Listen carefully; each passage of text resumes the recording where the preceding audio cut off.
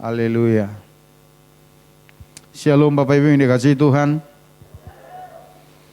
Mari Bapak Ibu, saya ajak kita membuka Alkitab kita dari Mazmur pasal 34 ayat 9.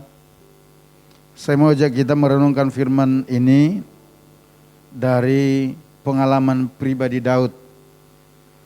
Bagaimana dia mengalami pertolongan Tuhan, kebaikan-kebaikan Tuhan waktu dia benar-benar pada saat situasi kritis. Satu ayat saja kita akan baca bersama-sama. Pada hitungan ketiga kita akan baca bersama-sama. 1, 2, 3, iya. Kecaplah dan lihatlah betapa baiknya Tuhan itu. Berbahagialah orang yang berlindung padanya, yang percaya katakan amin. Bapak Ibu, pernyataan firman Tuhan yang kita baca ini lahir dari sebuah pengalaman pergumulan Raja Daud. Di mana ketika Daud berada di negeri orang Filistin dan sedang berhadapan langsung dengan Abimelek, raja negeri orang Filistin itu. Nah, orang Filistin itu sendiri merupakan musuh bebuyutan bagi orang Israel di sepanjang kehidupan mereka. Orang Filistin itu adalah musuh bebuyutan mereka. Dan salah satu panglima besar mereka yang sangat terkenal kuat ialah Goliat yang tewas secara tragis di tangan Daud. Nah, sekarang Daud berada persis di hadapan seorang raja negeri yang pernah dia taklukkan. Kenapa dia ada di sana? Untuk menghindari kejaran Saul.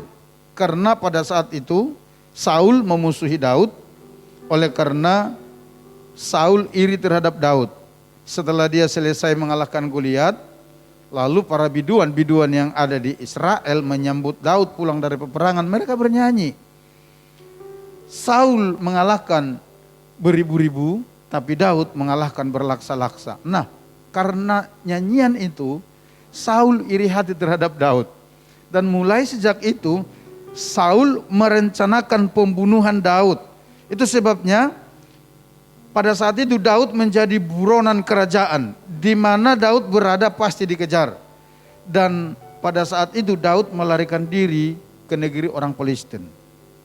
Ketika dia melarikan diri ke sana, dia berada persis berhadapan dengan raja orang Filistin yang bernama Abimelek itu.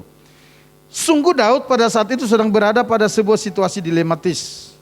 Kenapa Bapak Ibu? Karena di satu sisi ia ingin menyelamatkan diri dari ancaman Raja Saul. Tetapi di sisi lain ia sedang terperangkap karena memasuki zona musuh pada saat itu. Nah, dalam situasi seperti itulah Daud mengalami pergumulan yang dalam. Tetapi puji Tuhan dia bisa merasakan, mengecap, mengalami kebaikan Tuhan yang pada akhirnya dia bisa lolos dari tangan Abimelek pada saat itu. Nah, itu sebabnya Bapak Ibu, pada saat ini kita akan belajar apa rahasia supaya kita bisa mengecap kebaikan-kebaikan Tuhan itu dalam kehidupan kita. Kita mau belajar dari kehidupan Raja Daud ini. Bahkan di situasi sulit yang seperti dialami oleh Daud. Tapi dia tetap bisa merasakan kebaikan Tuhan. Kita lihat yang pertama Bapak Ibu dari bacaan kita pada saat ini. Yaitu hidup setia mencari Tuhan. Kita lihat di dalam ayat yang ke-6. Kalau di kitab elektronik ayat ke-4 sampai 6. Kalau di Alkitab tertulis buku itu ayat 5 sampai 7. Dikatakan demikian. Aku telah mencari Tuhan. Lalu ia menjawab aku dan melepaskan aku dari segala kegentaranku. Ayat yang ke-6, tujukanlah pandanganmu kepadanya, maka kamu akan berseri-seri dan tidak akan malu tersipu-sipu. Ayat yang ke-7, orang yang tertindas ini berseru dan Tuhan mendengar. Ia menyelamatkan dia dari segala kesesakannya. Bapak Ibu yang dikasihi Tuhan, melalui ayat ini kita boleh melihat dan mengetahui bahwa rahasia bagi Daud dia bisa mengalami atau mengecap kebaikan Tuhan itu di masa sulit sekalipun, karena dia mencari Tuhan dengan setia dalam kehidupannya. Jelas di dalam ayat 4 itu dikatakan, aku telah mencari Tuhan, lalu ia menjawab aku. Tentu mencari Tuhan yang dimaksud di sana bukan pengalaman pertemuan sekali langsung jadi bersama dengan Tuhan, bukan itu. Karena kalau Bapak Ibu lihat di sana dikatakan, aku telah mencari Tuhan.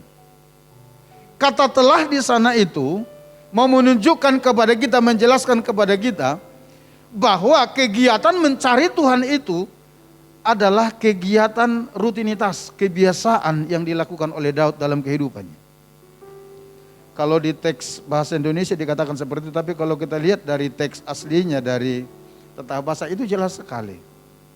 Bahwa itu adalah kegiatan rutin yang dilakukan oleh Daud dalam kehidupannya mencari Tuhan. Itu berbicara kesetiaan mencari Tuhan. Dan itu dia katakan sebagai alasan mengapa dia bisa mengecap, merasakan. Kata mengecap di sana itu dari teks asli itu Bapak Ibu ditulis dengan mencicipi, menikmati kebaikan Tuhan. Dan ditulis dalam bentuk kalimat perintah. Jadi dia sedang menjelaskan kepada kita, kepada para pendengarnya, kepada umat percaya pada saat ini. Bahkan ini bukan sekedar menjelaskan tapi memberi sebuah perintah. Coba kamu cicipilah, coba kamu nikmatilah kebaikan Tuhan itu. Bahwa kebaikan Tuhan itu ada gitu loh. Di masa sulit sekalipun, di mana mungkin orang sudah kehilangan pengharapan. Pada saat seperti itu pun kebaikan Tuhan ada bagimu. Kira-kira begitu. Amin Bapak Ibu. Amin. Tapi yang terpenting bagi kita Bapak Ibu, kenapa dia bisa mengalami? Ya karena hubungannya itu dia tadi kepada Tuhan. Kesetiaan dia itu terus mencari Tuhan dalam kehidupannya. Sehingga Bapak Ibu perhatikan, di dalam situasi terpojok sekalipun, Tuhan masih menyatakan kebaikannya melalui hikmat yang diberikan kepada Raja Daud. Bapak Ibu, kalau nanti baca di dalam Alkitab, di kitab Samuel, cerita tentang ini lucu. Ini lucu. Karena begitu para tentaranya Raja Abimelek, orang-orang Palestina mengenali Daud, lalu mereka berkata demikian, Tuanku Raja, bukankah ini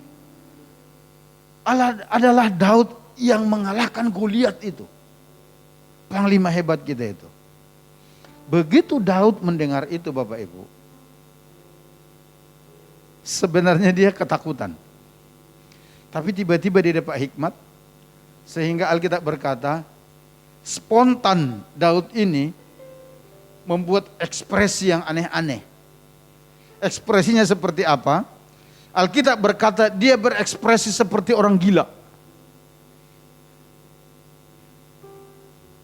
Dia langsung buat pergerakannya seperti orang gila. Kalau Alkitab berkata jelas sekali, sampai liurnya dibiarkan meleleh dari mulutnya. Benar-benar dia bertindak seperti orang gila, seperti tidak sadarkan diri, seperti bukan orang waras. Dan akhirnya Raja Abimelek berkata demikian, kekurangan orang gila kah aku sehingga orang seperti ini juga kalian bawa ke hadapanku. Wah, saya pikir itu keren Bapak Ibu. Tapi yang saya mau katakan demikian, kedengarannya itu seperti lelucon, tapi saya percaya itu adalah cara Tuhan menolong Daud lepas dari tangan Abimelek.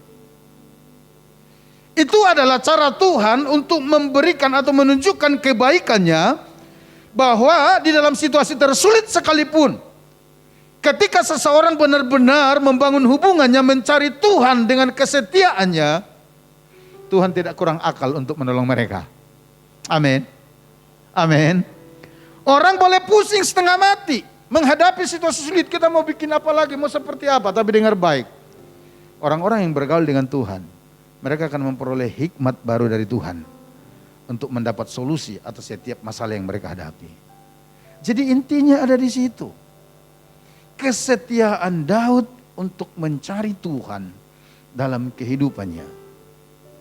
Dan itu kita lihat di sepanjang kehidupannya. baik waktu dia masih hanya sebatas panglima Raja Saul, ataupun setelah dia menjadi raja. Beberapa kali mereka mengalami tekanan, himpitan, goncangan. Yang dia lakukan Daud itu selalu datang bertanya kepada Tuhan. Jadi Bapak Ibu, menghadapi situasi saat ini saya mau katakan, Bapak Ibu tidak perlu terlalu khawatir. Bapak Ibu tidak perlu terlalu takut. Karena apa? Karena Bapak Ibu, saudara sekalian, saya, kita semua memiliki Allah yang hebat, sumber segala hikmat, sumber segala pengetahuan, yang memegang kendali atas segala yang ada di bawah kolong langit ini. Yang percaya katakan amin.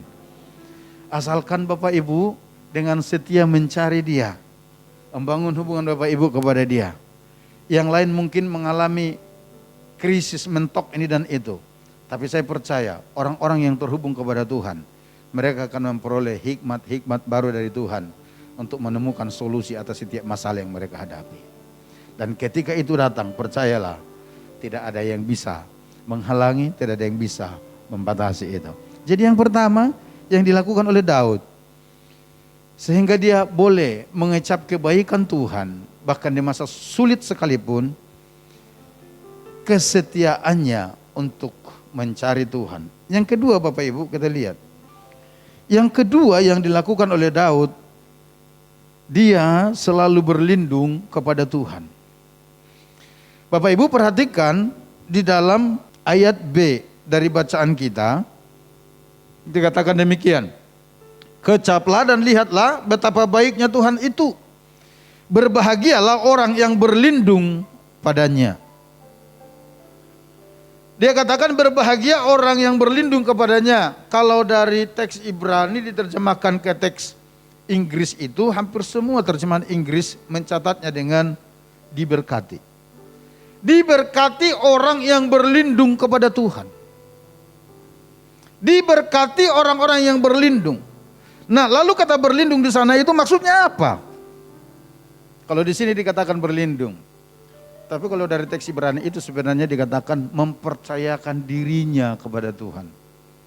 King James bagus menerjemahkannya karena King James itu menulis dengan kata trust him. Trust dengan belief itu berbeda. Belief itu kita mempercayai sesuatu. Tapi trust itu bukan sekedar percaya sesuatu, mempercayakan dirinya kepada apa yang dipercaya itu. Yang ditulis dengan kata trust. Jadi Daud itu selain daripada dia membangun hubungannya setiap hari kepada Tuhan, dia benar-benar mempercayakan seluruh hidupnya kepada Tuhan. Itu yang dimaksud di sini berlindung. Atau kalau diterjemahkan lebih luas, kata berlindung kepada Tuhan itu bisa diartikan percaya, selalu berserah, selalu berharap, dan selalu mengandalkan Tuhan di dalam kehidupannya. Sungguh kebaikan Tuhan tersedia bagi setiap orang yang selalu percaya dan mengandalkan Dia. Kenapa demikian? Karena firman Tuhan berkata, alangkah limpahnya kebaikan-Mu yang telah Kau simpan bagi orang-orang yang takut akan Engkau, yang telah Kau lakukan bagi orang yang berlindung padamu di hadapan manusia. Mazmur 31:20. Saudaraku yang dikasihi Tuhan, kenapa kalau orang itu berlindung kepada Tuhan, mempercayakan hidupnya, mengandalkan Tuhan, berserah sepenuh, berharap kepada Tuhan, mereka mendapatkan pertolongan? Oleh ilham Roh Kudus, Rasul Paulus menulis begini dalam Roma pasal 5. Orang yang berharap kepada Tuhan itu tidak pernah dikecewakan. Amin. Amin. Dan saya mau katakan itu salah satu kunci Bapak Ibu. Di situasi-situasi sulit yang Bapak Ibu sedang hadapi, sedang alami, saya mau katakan jangan pernah berhenti mengandalkan Tuhan. Jangan pernah berhenti berharap kepada Tuhan. Kenapa demikian? Karena ketika saudara berharap, Alkitab berkata Bapak Ibu tidak pernah dikecewakan. Nah, Yeremia oleh ilham Roh Kudus di dalam kitab Ratapan pasal 3:25 menulis demikian. Tuhan adalah baik bagi orang yang berharap kepadanya, bagi jiwa yang mencari Dia. Tuhan baik bagi orang yang berharap kepadanya. Kata berharap di sana kurang lebih seperti yang dikatakan Daud itu. sungguh-sungguh mengharapkan sesuatu daripada Tuhan, tidak sekedar berharap, tapi mempercayakan seluruh kehidupannya, mempertaruhkan seluruh keberadaannya, karena dia percaya bahwa Tuhan sanggup menolong dan memelihara hidupnya. Dan orang-orang seperti itu dikatakan dalam Alkitab adalah orang-orang yang akan melihat janji-janji Tuhan dalam kehidupan mereka. Adalah orang-orang yang akan mengecap kebaikan Tuhan dalam kehidupan mereka. Tidak peduli situasinya seperti apa. Karena saya mau katakan, bukan situasi yang mengendalikan Tuhan, tapi Tuhan yang mengendalikan situasi. Amin. Amin. Satu waktu di dalam perjalanan para murid-murid di Danau Galilea itu, situasi coba mau mengendalikan para murid sehingga mereka ketakutan. Bahkan ketika Yesus datang pun mereka katakan hantu. Karena apa? Mereka mulai dikuasai oleh keadaan. Tapi perhatikan, ketika Yesus hadir di sana dan tepat berada di sana, hanya dengan satu perkataan saja, Yesus menguasai keadaan itu. Amin. Adakah Bapak Ibu hari-hari ini sedang merasa bahwa situasi, keadaan, kondisi sedang mulai menguasai kita?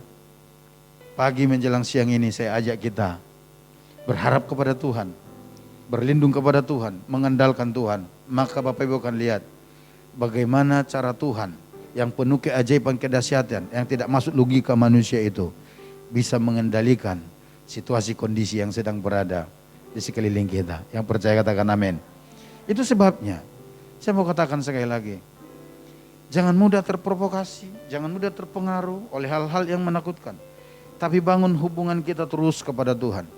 Karena semakin kita membangun hubungan kita kepada Tuhan, oleh ilham Roh Kudus, Rasul Petrus menulis bahwa kita akan mengenal Allah dengan benar dan utuh dalam kehidupan kita. Dan Bapak Ibu, orang-orang yang mengenal Allah dengan benar itu dan mengerti firman-Nya dengan benar, percayalah, orang-orang seperti itu adalah orang-orang yang tenang di tengah badai sekalipun. Karena dia tahu bukan situasi yang mengendalikan Tuhannya, tapi Tuhanlah yang mengendalikan situasi. Dan di tengah badai sekalipun, dia sanggup memberikan ketenangan di hati anak-anaknya, untuk anak-anaknya tetap bersuka cita, tetap berharap kepada dia, sampai Tuhan benar-benar melakukan sesuatu seperti yang dijanjikan dalam kehidupan kita.